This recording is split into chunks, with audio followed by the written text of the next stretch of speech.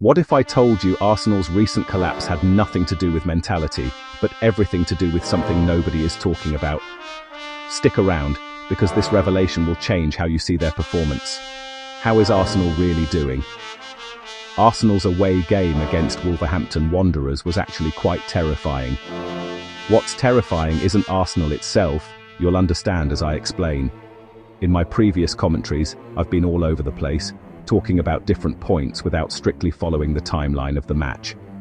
But today, I think this game needs to be discussed chronologically, starting from the very beginning. Arsenal took the lead right from the start. The opening goal came quickly, just 4 minutes in. The goal came from their first proper attack crossing into the opposition half, a patient and well thought out build-up. The ball moved from the left to the right, and Gabriel Martinelli didn't force it. Instead, he passed it back out. Declan Rice picked the right moment to deliver a cross, and it connected perfectly. The goal was scored by Bukayo Saka, who had cut inside to the central area. Arsenal has been at the top of the table this season, but you'll notice that two crucial attacking positions, the attacking midfielder and the striker, haven't been performing ideally. Victor Gyökeres only shows up in certain games. Martin Odegaard has been underwhelming all season and is injured again. Mikel Arteta has been constantly trying to figure out who to play in that position, and Mikel Merino is also injured. Eberechi Eze was decent in the first half of the season but has dipped in form recently. Suddenly, Arteta decided to play Saka as the attacking midfielder, and it surprisingly worked. While Saka doesn't have the ability to stop the ball at the edge of the box and deliver a through pass, he's not disruptive and is quite active, helping Arsenal move forward in their build-up. The second goal came from him leading the attack, patiently switching the play to the left and breaking down the defence to score. He's played many positions: left back, left wing, right wing, and now attacking midfielder. You can see he's a player with excellent overall awareness, contributing effectively in every position he's played. Rice delivered another cross, and this time Saka, playing centrally, made a run into the box and scored with a header. Scoring in 4 minutes was a great start, and then they extended the lead, scoring from high balls and breaking through defences with ground passes. The goals came in various ways, not just from set pieces. All were from open play, with both lofted and low passes. What more could you ask for? Arsenal has consistently controlled the game and shown penetration. However, sometimes you see Martinelli making unstable decisions. He's not yet mature in his play. Wolverhampton made several mistakes in their own half early on, and after watching the first half, you wouldn't think Wolverhampton had a chance to come back. By the 55th minute, Arsenal even scored from a cutback. They were playing their style. They steadily increased their lead, and there was little to criticise. The second goal came from Gabriel Magalhaes delivering a through pass, and Piero Hincapié broke through the crowded area to score. It wasn't just the attackers, everyone shared the responsibility for scoring. Up to this point, what really happened? Arsenal was playing with great mentality. So why did people say Arsenal had a mental issue after the match? It's clearly based on the result. Why did Wolverhampton manage to come back? Let's break it down. You can watch the live footage or replays from the start. At the beginning, when the players entered the field, you could see some rain, but it wasn't heavy enough to blur the screen. After Arsenal's second goal, the screen was completely blurred. It was raining heavily. Especially after the second goal, Arsenal faced strong winds and pouring rain. You can clearly see Arsenal was controlling the game well, breaking through defences with both high and low passes, and the rain wasn't too heavy during this period. But in the last 5 minutes of the first half, the rain suddenly became heavier, and Arsenal lost control, falling apart. At the start of the second half, the rain lightened up, and they scored again, breaking through the defence.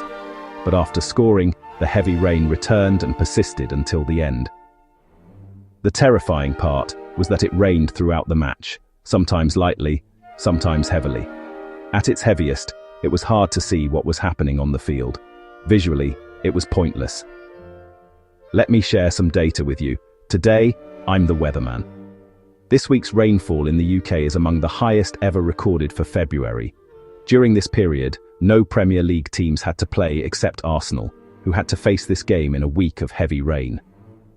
Wolverhampton City isn't historically known for high rainfall, but this week was exceptionally bad. The terrifying part was the rain. If you're trying to play possession-based football in heavy rain, players with lesser technical ability will lose control, like Gyökeres and Martinelli. So if you ignore this factor and just see that Arsenal conceded a 2-2 comeback, you'll naturally say they lack championship mentality, have mental issues, or are prone to collapse, views like always being second best. No one considers the rain. Why don't people think the rain had an impact? Because in this day and age, people still hold on to a so-called logic. Everyone is playing in the same rain, so why are you affected and not them? Why did Wolverhampton manage to come back in heavy rain but were down by 2 when it wasn't raining? They're just looking for an explanation. But the truth is, heavier rain favours Wolverhampton's rough style of play and hinders possession-based football. Why else would Pep Guardiola recently shift Manchester City towards a more physical approach? It's because he's noticed that England's rainfall has become increasingly extreme in recent years. The UK has a maritime climate with constant rain. Spain has a Mediterranean climate, dry and with little rain.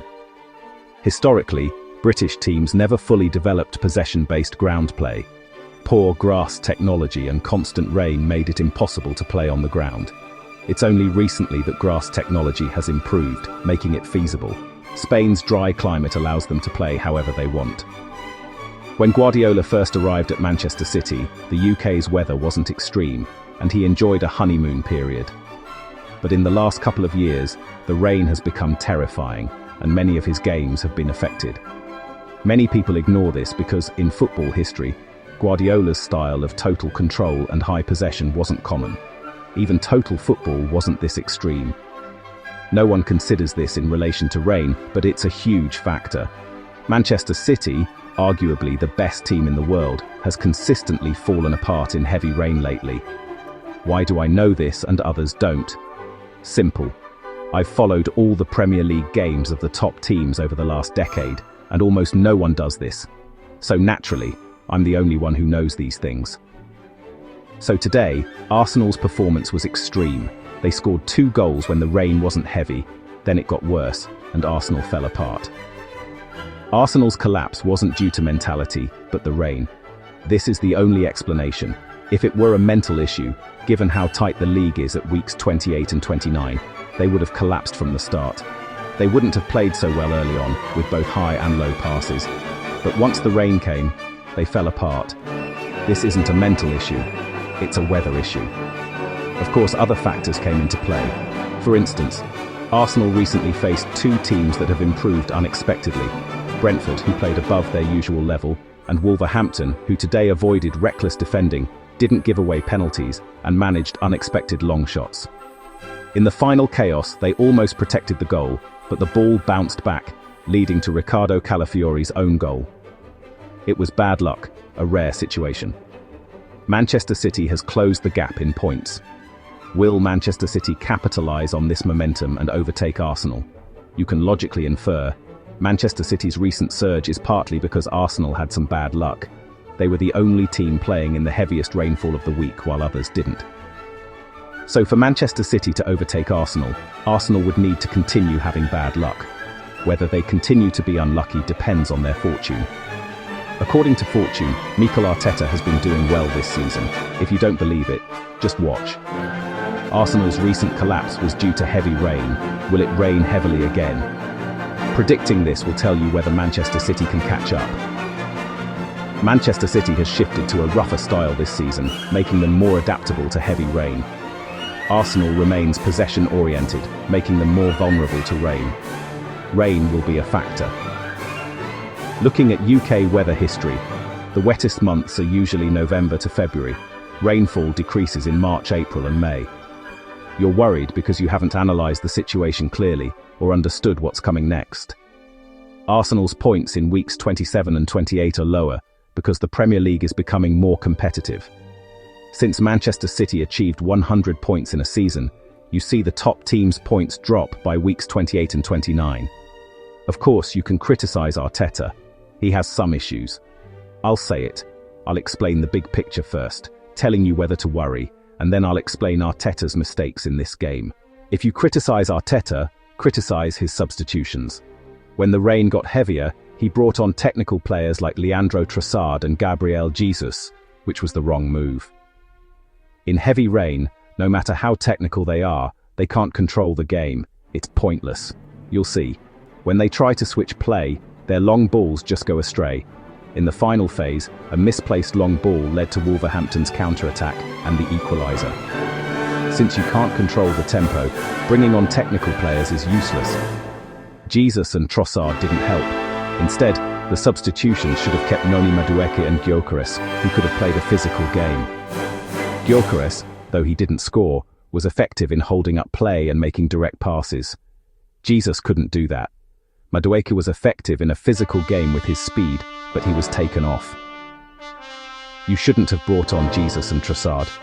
You should have kept Madueke and Gyökeres. You should have taken off Martin Zubimendi and Saka for Christian Nørgaard. You could even reduce the attacking options, bring in stronger defenders, use more defensive midfielders, play a 4-3-3, or even add more defenders, focusing on balance since you can't control the game, needing more defensive support. In terms of substitutions, you could say he didn't adapt to the heavy rain, but if it hadn't rained, his approach would have been perfect. Arteta's plan was there, but the rain disrupted it, causing Arsenal to collapse late and lose momentum. A misplaced change of play led to Wolverhampton's counter-attack and goal. Here, it's considered a gift, but who's really at fault? Did the goalkeeper communicate? If the goalkeeper called for it, Gabriel Magalhaes is at fault for challenging. If not, Magalhaes' clearance was correct. We can't see the full picture, but David Raya seemed very quiet. After the incident, Magalhaes was visibly frustrated, while Raya wasn't. This suggests Raya might be more at fault. However, this wasn't directly related to the attack. It wasn't a gift leading to a goal. It was just a failed clearance, which could have been salvaged. Two players immediately tracked back to protect the goal and almost did so. It was just unfortunate the ball bounced back. If it hadn't bounced back, there'd be no talk of collapse. It's purely outcome-based. Those talking about collapse and a confidence crisis are laughable. They only look at the result, ignoring the rain's impact on tactics, future weather conditions, and the fact Arsenal was the only team playing in heavy rain that week. They just see the comeback and say Arsenal failed, treating football as a straight line without considering the nuances. Additionally, Arsenal's injury crisis hasn't been severe. Merino's out longer, but Odegaard and Kai Havertz are back. I'll say, the gap is 2 to 6 points. Now it's 2. Even if Manchester City catches up, it'll stay the same. Will I change my prediction? Not at all. Want more insights? Drop a comment below and don't forget to like and subscribe for more tactical breakdowns. This is football at its most unpredictable, weather included.